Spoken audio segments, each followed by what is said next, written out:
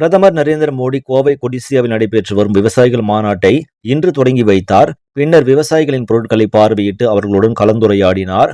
இதனைத் தொடர்ந்து 18,000 கோடி தவணை தொகையை விவசாயிகளுக்கு மோடி விடுவித்தார். இதனைத் தொடர்ந்து உரையை தொடங்கிய மோடி வணக்கம் என கூறினார். பின்னர் பேசுகையில் தமிழ்நாட்டு விவசாயிகள் தங்கள் உழைப்பில் சிறந்து விளங்குகின்றனர். கோவையை சேர்ந்தவர் தான் தற்பொழுது நாட்டின் துணை ஜனாதிபதியாக பதவியேற்று நம்மையெல்லாம் வழிநடத்தி வருகிறார். தென்னகத்தின் சக்தி பீடம் கோவையாகும். விவசாயிகள் பேசுவதை புரிந்து கொள்ள முடியவில்லை என்றாலும் அவர்களது உணர்வுகளை அறிய முடிகிறது. விவசாயிகளுக்கு இதுவரை 4 லட்சம் கோடி நிதி வழங்கப்பட்டுள்ளது. இயற்கை வேளாண்மை தான் எதிர்காலம் என்றார். புட்டபர்த்தி விழாவில் பங்கேற்றதன் காரணமாக சிறிது தாமதமாக வந்ததற்காக முதலில் வருத்தம் தெரிவித்துள்ளார். மேடைக்கு செல்வதற்குள் பல விவசாயிகள் தங்கள் மேல் துண்டை சுழற்றி வரவேற்பு காட்சியை நினைவு கூர்ந்த அவர், பீகாரின் காற்று இங்கேயும் வீசுகிறதா என என் மனம் அலைந்தது என்று குறிப்பிட்டார். மேலும் தமிழ் பேச முடியாததற்கான வருத்தத்தையும் மோடி தெரிவித்தார்.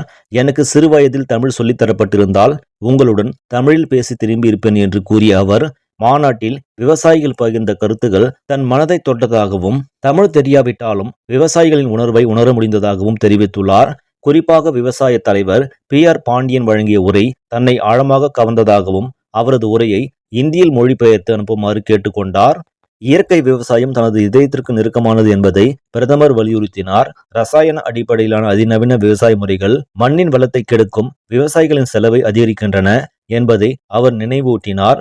இந்த நூற்றாண்டின் உண்மையான தேவை இயற்கை வேளாண்மையே என பிரதமர் குறிப்பிட்டார். கடந்த 11 ஆண்டுகளில் இந்தியாவின் வேளாண் துறை புதிய மாற்றங்களை காண தொடங்கியுள்ளதாகவும் வருங்காலங்களில் வேளாண் துறையில் பெரிய மாற்றங்கள் நிகழ உள்ளன எனவும் மோடி கூறினார். இந்தியாவின் சூப்பர் உணவுகள் உலகம் முழுவதும் சென்று சேர வேண்டும் என்ற தனது விருப்பத்தையும் அவர் வெளிப்படுத்தினார். தமிழ்நாட்டின் பாரம்பரிய உணவுகளை அவர் பேசினார். முருகப்பெருமானுக்கு படைக்கப்படும் தேன், திணை போன்றவை இயற்கை உணவுகளின் மேன்மையை எடுத்துக்காட்டுவதாக அவர் நினைவுபடுத்தினார். தமிழகத்தின் கம்பு, சாமை உள்ளிட்ட சிறுதானியங்கள் மனிதரின் உடல் நலத்திற்கு மட்டுமல்ல மண்ணின் வளத்திற்கு முக்கியமானவை என்பதையும் அவர் வலியுறுத்தினார். ஒரே பயிர் சாகுபடி முறை விவசாயிகளை கட்டுப்படுத்துகிறது. ஊடுபயிர் முறைக்கு திரும்ப வேண்டும் என்றார். இந்த ஊடுபயிர் மாதிரியை இந்தியா முழுவதும் பரவ செய்வதே அரசின் நோக்கமாக உள்ளது எனவும் அவர் குறிப்பிட்டார். விவசாயம் என்பது இந்தியாவின் முதுகெலும்பு. அதை இயற்கை வழியில் பாதுகாக்கும் பொறுப்பு நமக்கு உண்டு என்ற செய்தியுடன் தனது உரையை பிரதமர் நரேந்திர மோடி நிறைவு செய்தார். அவரின் இந்த பேச்சு தற்போது நல்ல வரவேற்பை பெற்று வருகிறது.